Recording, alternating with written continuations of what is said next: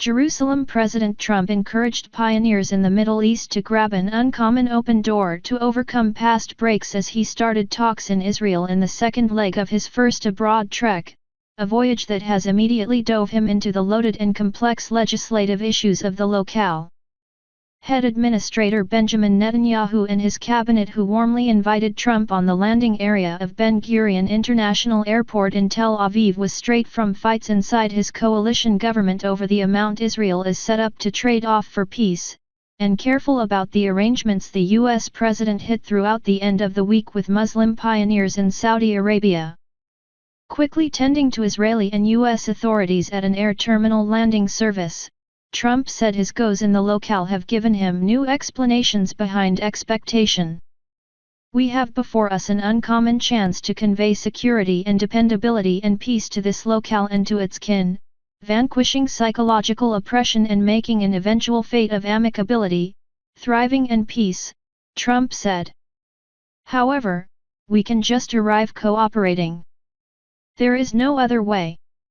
Israelis welcomed Trump with celebration over his guarantees of a considerably more profound association with America's nearest partner in the district, yet their desires are blended with tension around an eccentric organization that has likewise contacted the Palestinians. Netanyahu said that Israel's hand is reached out to every one of its neighbors, including the Palestinians, and that he trusted Trump's visit here could turn into a memorable breakthrough on the way toward compromise and peace.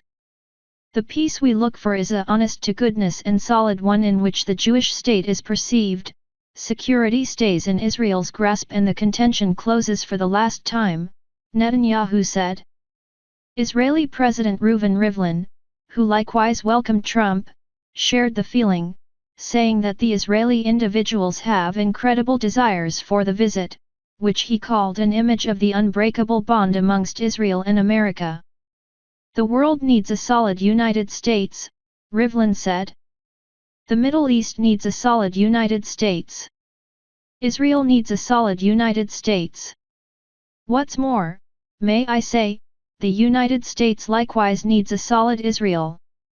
Following 2 days of gatherings here with Israeli authorities, visits to Jewish and Christian sacred locales and a side outing to Bethlehem on the West Bank to meet with Palestinian Authority President Mahmoud Abbas, Trump will travel to the Vatican to meet with Pope Francis, finishing his voyage through 3 religious capitals that he has said he needs to unite in another environment of resistance. Flying Corps 1's trek here from Riyadh is accepted to be the main non-stop flight between the two nations, an impression of the long Arab-Israeli antagonism that Trump would like to settle. "Mr. President, you just flew from Riyadh to Tel Aviv," Netanyahu said. "I trust that one day an Israeli head administrator will have the capacity to fly from Tel Aviv to Riyadh.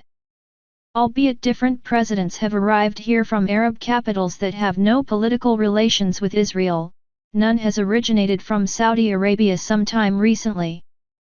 Be that as it may, no less than one abnormal state U.S. political flight has gone from Israel to Saudi Arabia. In 1998, Vice President Al Gore flew from Israel to a Saudi air base close Jeddah amid a trek to the district. Trump's welcome was less difficult and more stifled than the show put on by the Saudi illustrious family more than 2 days in Riyadh. However, still, the president wondered here as he strolled along a celebrity lane and took in an audit of Israeli troops as a military band played. Trump and Netanyahu showed an inviting, easygoing compatibility, trading chit-chat as they strolled the cover with their spouses. "Welcome, our great companion," Netanyahu said as Trump ventured off the plane. "Hi, old buddy," Trump answered. "What is the convention?" the meeting president asked. "Who knows," Netanyahu said. "I think they'll simply disclose to us where to stand." Taking after their comments, Netanyahu acquainted Trump with individuals from his cabinet.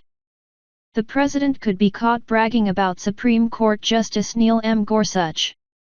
"My Supreme Court judge, that was a decent one," Trump revealed to one Israeli authority. The president additionally over and again summoned his little girl, Ivanka, and her significant other, Jared Kushner. Both standard Jews, they fill in as senior counselors in the White House and have had a main part in organizing the president's Middle East visits. Trump guaranteed one of Netanyahu's priests, "You'll like Ivanka." White House helpers were euphoric after the visit to Riyadh, where Trump approached many assembled Muslim pioneers to join against the obsessive brutality of psychological oppressor gatherings. Be that as it may, he confronts a more troublesome assignment here. The $110 billion U.S. arms bargain inked with the Saudis, and Trump's energy to bolt the Arabs and Israelis in a corresponding counter-terrorism grasp, has set off cautions. The organization has demanded it will keep on honoring the American sense of duty regarding Israeli military predominance in the district. Trump's postponement in moving the U.S. government office from Tel Aviv to the debated city of Jerusalem, and in addition his initial call for Israel to point of confinement West Bank settlement development, has additionally made some attentive disclosures that Trump may have by implication uncovered Israel as the wellspring of touchy insight from Syria amid an Oval Office meeting with Russian Foreign Minister Sergei Lavrov has increased sensitivities. Early this month, Trump told Abbas amid an Oval Office visit that he needed to be an arbiter for peace between the Palestinians and Israel. While Ascension has evaded a progression of organizations for quite a long time, Trump pronounced it an assignment that would be not as troublesome as individuals have thoroughly considered the years. "We require 2 willing gatherings," he told Abbas. "We trust Israel is eager. We accept you are ready. What's more, on the off chance that you are ready, we will make an arrangement." From that point forward, the organization has been distracted with issues at home and gained minimal clear ground toward that objective, leaving Netanyahu and his overseeing coalition, particularly the hard-right professional settlement pastors, uncertain of Trump's aims. Customary Israelis, both Jews and Muslims, are additionally unverifiable what Trump is doing. In meetings with the Washington Post, they communicated profound questions about his capacity to achieve significant change, for either side. "I don't think anybody can settle whatever isn't right here, however he is weird to the point that he may have something," said Noga Perry, a youthful Jewish Israeli lady, walking around the road with a couple of earphones on. Regardless of the warm words and invites here, Trump's choice to travel initially to Saudi Arabia, and the happiness he and his associates communicated after that stop, seemed to flag a startling equity of consideration and treatment amongst Israel and the Arab world. "They say there's never been anything like it, at no other time," Trump said. "It's truly the earth, the conditions of the whole area that has given the organization certainty a peace arrangement is conceivable now," Secretary of State Rex Tillerson told correspondents going here with Trump on board Air Force One.